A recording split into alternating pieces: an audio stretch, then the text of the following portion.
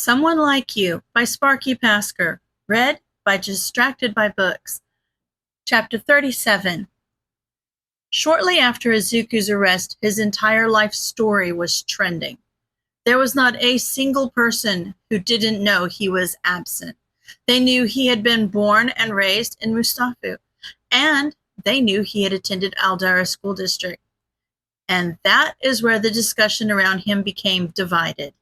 Those who knew of his exploits in bringing down heroes and fighting villains in the lower income districts, aka people who were quirkless themselves or had villainous quirks, protested in front of the HPSC administration building and fought for his release.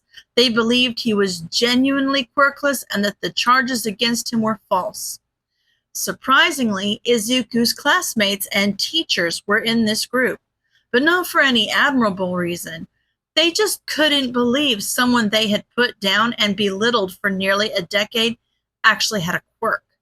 They couldn't care less if he was released from prison, but they refused to believe he had a quirk, and they made sure to make their thoughts known through social media posts and in-person news interviews.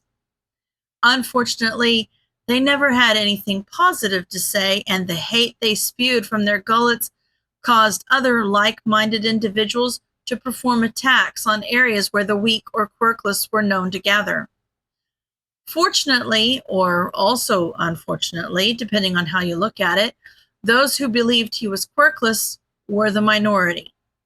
Uraraka sat at her desk, reading through yet another article degrading Izuku for pretending to be quirkless, enticing lawmakers for stiffer punishments for unlicensed quirk usage, and urging the justice system to look over Izuku's arrests for potential release of those heroes who were falsely accused of crimes, including reissuing of their licenses. Uraraka's blood boiled thinking about how they wanted to give licenses back to people who had blatantly abused their authority. She held on to that anger. It was the only thing overriding the hurt she felt once she found out that Izuku hadn't trusted her enough to tell her he was a crime fighter.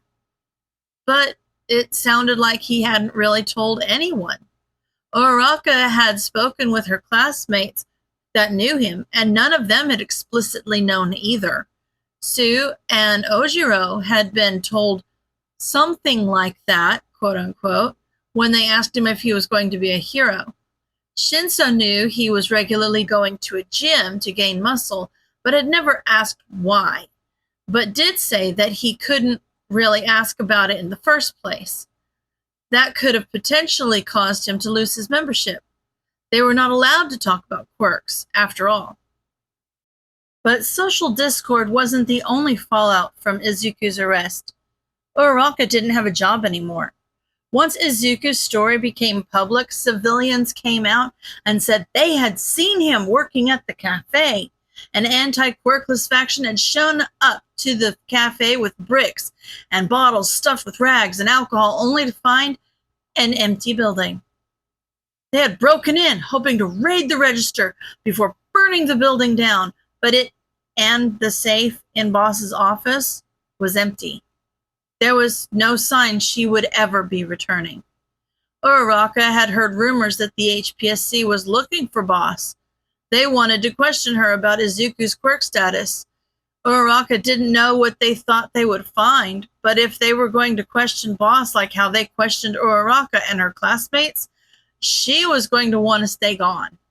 Uraraka wasn't sure how they had discovered he knew so many people in the class, but frankly, she wasn't surprised. It's not like they had hidden their relationship. For all she knew, they had simply hacked his phone and found all their numbers. It was unlikely because Izuku's computer skills were probably only second to Nedzu. He had given her a quick crash course one day when she asked how he was keeping the information he had about Eraserhead safe. But it could have been something like that. The only reason the questioning didn't get too bad was because Aizawa-sensei was there, acting as their guardian and legal counsel. She wasn't the best at reading people, but even Uraraka could tell the Inquisitor was getting angry because he wasn't getting the answers he wanted. Not all of them were confident in Izuku being quirkless, but those who were led the dialogue for the rest to follow. If there was anything they had cultivated during their struggles, it was absolute trust in each other. If those who knew Izuku best said he was quirkless, then that's what he was. By the end of the questioning, the HPSC agent was nearly yelling at them, damn near demanding one of them say he had a quirk, but they refused. Too bad other classes heard the yelling. Once it became known that Class 1A was standing with a quirkless hero wannabe, they became greater outcasts than they were before. If being the, quote, cause for so many problems and, quote, taking attention away from other classes wasn't a good enough reason to hate them, being a class of quirkless sympathizers was just the icing on the cake. The tension was especially thick whenever Class 1A and 1B had joint classes. The majority of their students outright refused to even acknowledge Class 1A's existence, and if they did, it was to spew some anti-quirkless righteous ideology. The teachers even had to physically separate Bakugo from their narcissistic blonde student once. Bakugo had absolutely no problem serving detention that night. Good thing they had the dorms now. It made it easier for Class 1A to isolate themselves from the rest of the student body. But not everything to come from the arrest was bad. The gym Izuku used and the dojo he had briefly studied with gained a slew of supporters wanting to learn from and utilize the space where Absent had honed his skills. The anti-quirkless protesters had tried to demolish or force the businesses to close, but were met with multiple patrons armed with muscles and the skills to defend themselves without the use of their quirks. Uraraka, not so secretly, rooted for the businesses and applauded the few police officers and heroes that were willing to arrest those who meant them harm. Most of the other law enforcement seemed to be under the belief that they were simply exercising their right to express themselves. Uraraka very clearly remembered covering that in their heroics law class. They certainly did have the right to express themselves, but not at the expense of other people or property. But that was just the problem. They didn't see the quirkless as people. Uraraka sighed in sadness and cast her eyes down to the top of her desk. She put her phone away as Aizawa-sensei stood from his sleeping bag behind the podium, ready to start another day of class. Society was on the precipice of major change, but she could only hope it was change for the better. Hold on, Izuku, Uraraka thought. We'll get you out of there. Somehow. End of chapter. Chapter 38 comes with trigger warnings. There will be mention of needles, medical testing being done without consent, gaslighting, and quirk being used on a patient without consent. Chapter 38. Izuku woke to cold water being splashed in his face. He was bound to the same table he had been strapped to since he was dragged into this hellhole. He knew Tartarus was named after the ancient Greek prison, but they didn't have to take the name so literally. The rooms he saw after entering the facility and the room he had resided in since were all windowless and devoid of any lights aside from one bright light in the center of the ceiling, shining brightly on the person bound below it. Izuku could only surmise that if there was someone whose quirk relied on darkness, they would probably be placed in a room where the whole ceiling was just one large light, instead of what Izuku was currently experiencing. A blonde woman wearing a dark suit over top a purple shirt leaned over Izuku, inadvertently shielding his eyes from the bright light. "What is your quirk?" she asked. "I don't have one," Izuku answered, not for the first time. "All of this would end if you told us. We could move you to a more appropriate cell, designed just for your quirk," she said, as if she was giving Izuku the deal of a lifetime. But what kind of cell could you tailor to someone quirkless? I'm sure that would be wonderful if I had a quirk in the first place, Izuku said sarcastically. She sighed in disappointment. We will just have to keep searching by ourselves then. She snapped her fingers. Two men in long white coats walked out of the darkness and took the woman's spot above him. Izuku's muscles tensed. His heart raced. His breaths came in short gasps. He thrashed against his restraints. You know how to make this stop, Midoriya. Until you voluntarily tell us what your quirk is, we have no choice but to find out for ourselves, in whatever way necessary, the woman said, pausing momentarily at the doorway. She then walked out the door without looking back. One of the men walked back into the dark. Izuku heard the opening and closing of drawers and clanging of metal instruments against each other. The other stood above Izuku's head. Izuku's eyes widened. No! Stop! His words were cut off by the man placing all 5 of his fingers at the base of Izuku's skull. The man's eyes briefly flashed to his cohort, then to Izuku. He hunched down and placed his lips next to Izuku's ear. Midoriya, you know how my quirk works. Izuku sure did. The guy had never introduced himself, so he didn't know the man's name, but he knew his quirk all too well. The man could stop the transmittance of neurons of the somatic nervous system. In other words, from the point in which he touches to the end muscle, Izuku was not able to move any muscles voluntarily. It was the perfect quirk to restrain a prisoner without any major side effects from medication, and without interfering with critical nervous system elements as many quirks affecting the nervous systems do. I'm sorry, this is the way it has to be. You should just tell them what they want to know. The man sighed deeply. At least with my quirk, the pain is lessened. The man stood back up just as his co-worker turned around. Ha!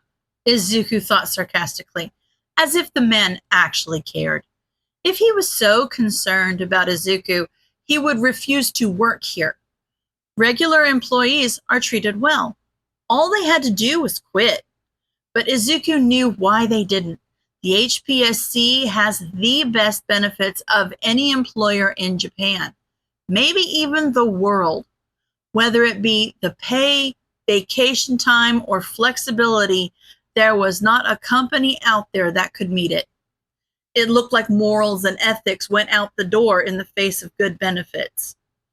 Izuku could do nothing but lay there on the bed while one of his arms was unstrapped and twisted in an uncomfortable angle. With the inner elbow pointed upwards, Izuku couldn't even flinch as the needle was inserted into his arm. He couldn't scream as the man dug around under his skin, searching for a good vein. The man at the head of the bed bent down once more. All you have to do is tell us. What is your quirk? Nedzu watched as the HPSC president walked through the gates of UA. Her escorts waited on either side. She was wearing her standard black suit atop a green dress shirt and black pumps. Nedzu watched her walk through the halls of UA until she finally arrived at the door to his office. The Chimera got a sixth sense of satisfaction when he pushed the button to open the door before the president's fist could even touch his door. Also, it saved Khan many hours of cleaning to get Nedzu's door clean again. Nedzu watched the president's face contort in annoyance before straightening out once again. He turned off his camera, spun in his chair to face the door, and plastered a welcoming smile on his face, just as fake as the smile he saw on her face as she walked through the door. To what do I owe the pleasure of an invitation to the esteemed UA? The president asked as she sat in the chair across from Nedzu. Midoriya Izuku, Nedzu responded. Nedzu's smile grew wider once the president's smile abruptly dropped from her face. What about him? I want you to hand over custody of Midoriya Izuku to UA. Out of the question. Oh? I don't think it's as impossible as you believe it to be. Nedzu opened a drawer of his desk and brought out an electric tea kettle. Oh. Nedzu could tell she was fishing for information. She was trying to determine what Nedzu knew and either make that information obsolete or make Nedzu believe it was false. This was not the first time the two of them had talked. Why did she keep forgetting? Nedzu was a master at mental chess. He always got what he wanted. That's right, Nedzu nodded while pouring himself a cup of tea. After all, you wouldn't want your spies inside the police office to be exposed, would you? Her eyes sharpened. Are you threatening me? Oh, no, not at all. I would simply be informing the police that they had a mole in their department. I wouldn't tell them who their owner was, but any sort of mole is a danger to the integrity of the department. We can't have that. He took a sip. Both the Hero Public Safety Commission and the police are branches of the Department of Defense. We both share responsibility to make sure our streets are safe. Ah, that may be true, but you seem to be omitting one important fact. You have different jurisdictions. I omitted it because it has no standing in our conversation. Nedzu sat his teacup down harshly on the saucer. Your jurisdiction is over crimes committed using quirks. As Midoriya Izuku does not have a quirk, you have no authority over him.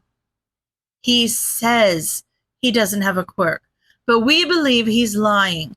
We have tried interrogating both him and his associates, but no one is willing to tell us what his quirk is.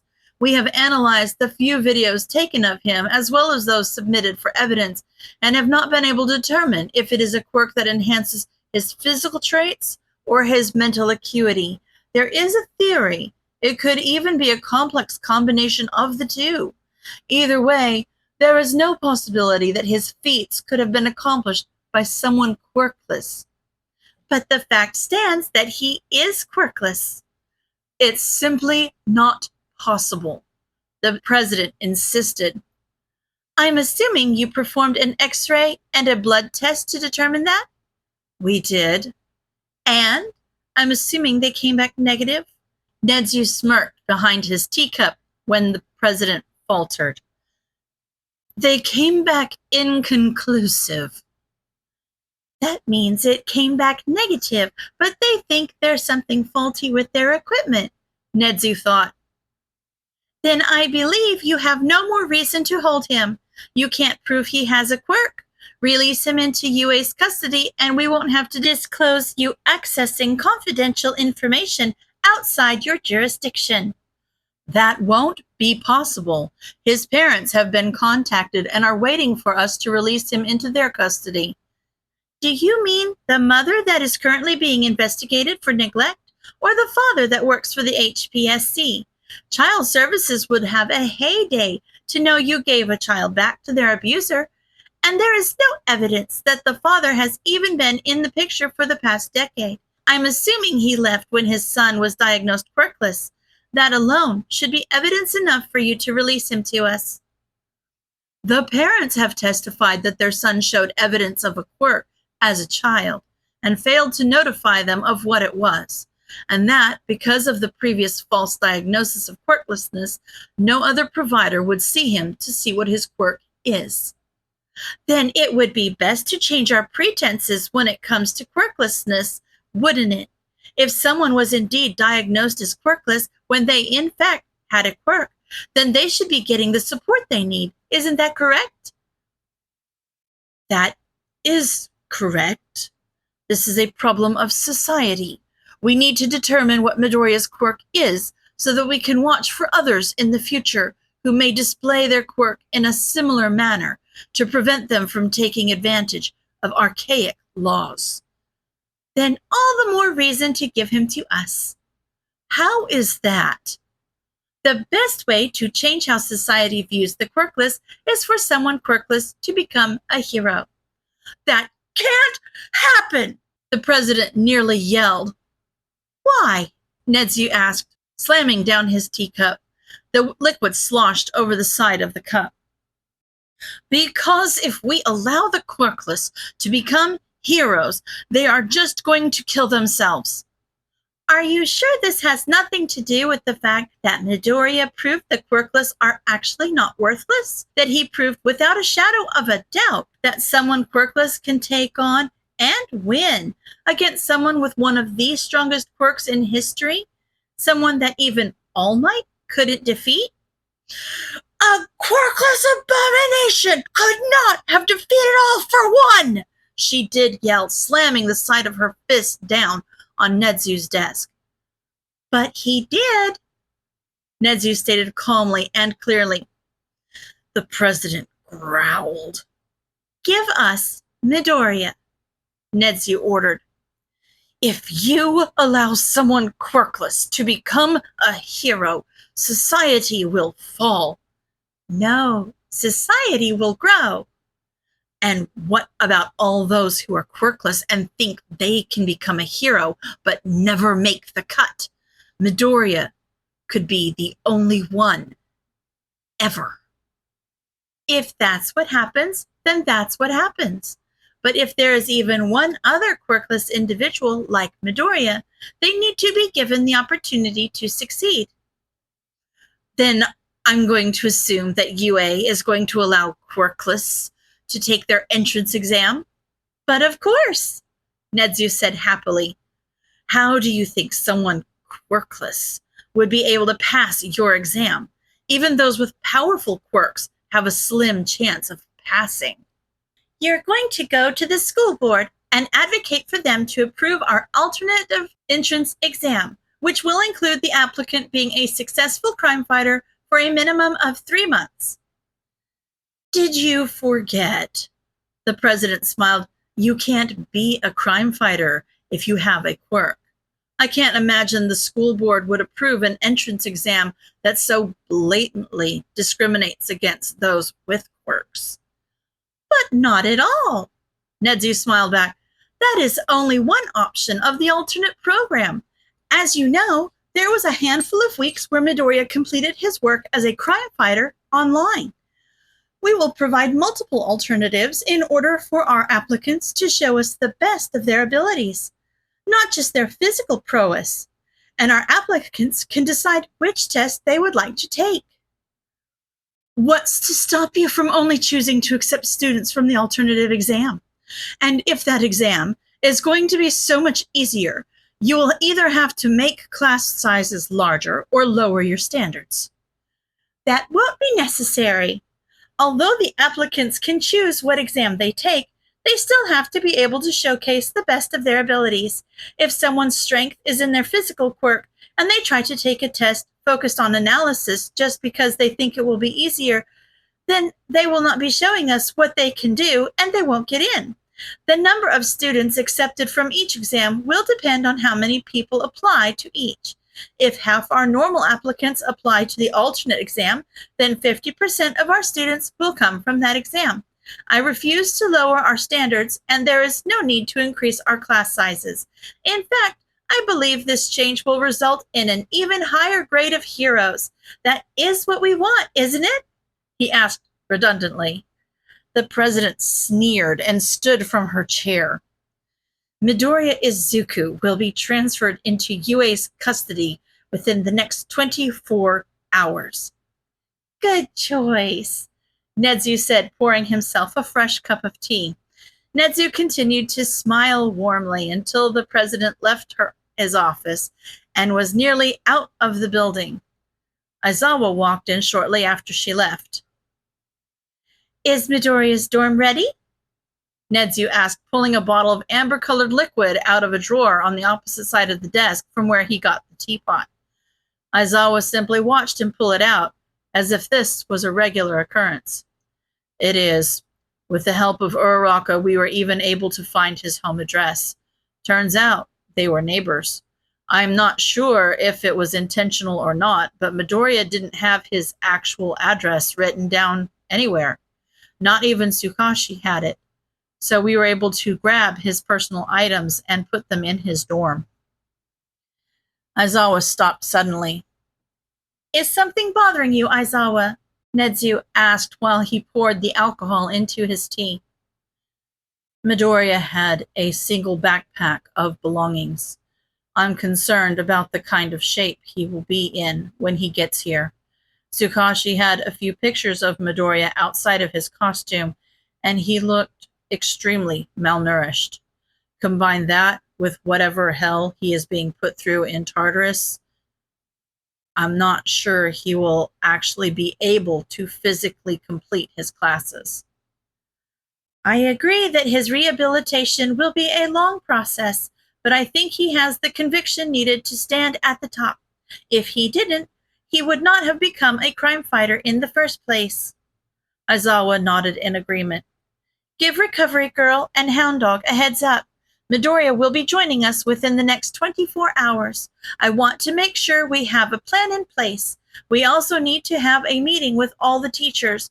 I am more than aware of what is being said within our walls. Although I am sure Midoriya would be able to ignore whatever gets thrown at him, he shouldn't have to.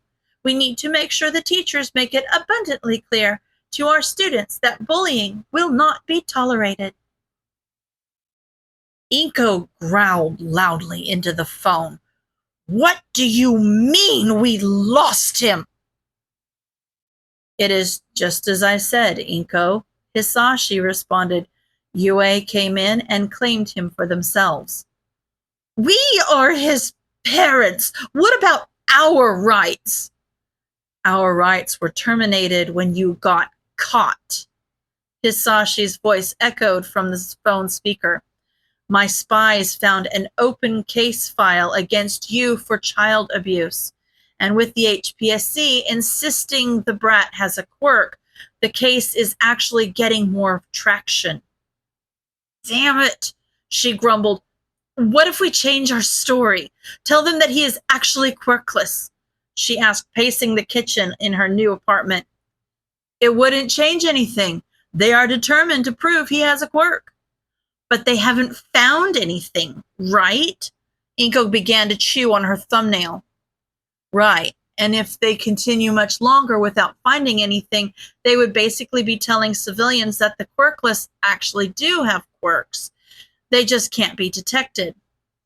That would upend everything we've worked for. That is not going to happen. The HPSC can't allow that. I think them releasing the freak into UA's custody is their way of mitigating losses.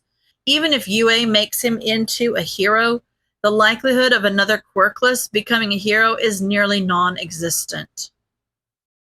But what if allowing him to become a hero makes people with weak quirks want to be heroes? We just have to work harder to make sure they stay in their place. Hisashi's voice took on a sinister quality. Oh, you shouldn't be talking like that, she giggled happily. You know what that voice does to me. Oh, he said in the same dark voice. Inko could just imagine the smirk adorning his face. What does it do to you? Hisashi, she laughed out loud. You know what, baby? It's been a while since we went out. How about I ask Redestro for some time off? You and I could take a weekend off and go somewhere nice. It's a date! End of chapter.